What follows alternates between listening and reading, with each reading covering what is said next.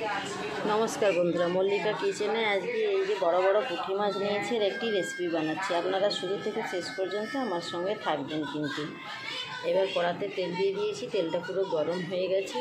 মাছগুলো আমি ভাজা করে নিচ্ছি।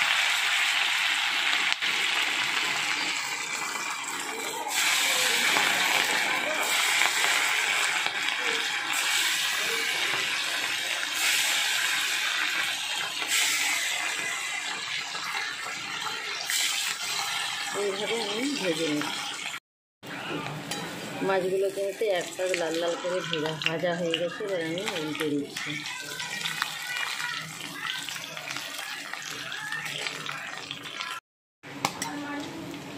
মাছটা কিন্তু ভালোভাবে ভাজা হয়ে গেছে। এবার আমি নামিয়ে নিচ্ছি। নামিয়ে বাকি মাছগুলো এরকমভাবে ভেজে নিচ্ছি।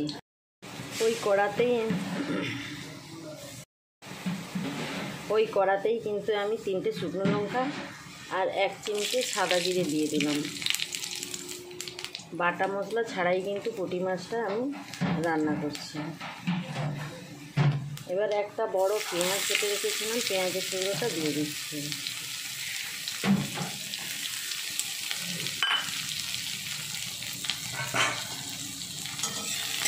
পেঁয়াজটাকে এবার একটু নাড়াচাড়া করে ভাজা করে নিচ্ছি।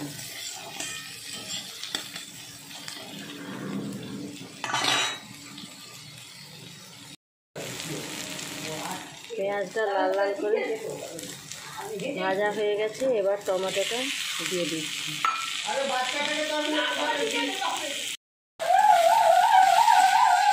টমেটো আর পেঁয়াজটা কিন্তু ভালো করে নাড়া হয়ে গেছে। এবারে আন্দাজ মতো হলুদটা দিয়ে দিচ্ছি। হলুদের গুঁড়োটা দিয়ে দিলাম। আর মাছে যেহেতু লবণ মেশানো ছিল তাই অল্প করে একটু লবণ দিলাম।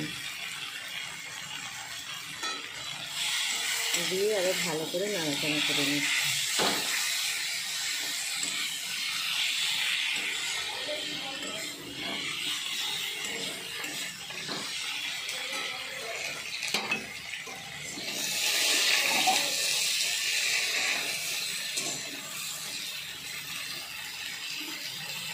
এবারে আমি আন্দাজ মতো জল ঢেলে দিচ্ছি।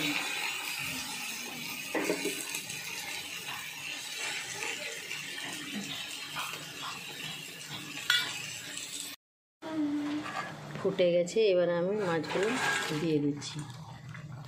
বাটাবাটি ঝামেলাই নেই, বাটা মশলা ছাড়াই কিন্তু পুঁটি মাছের ঝাল বানিয়ে ফেললাম।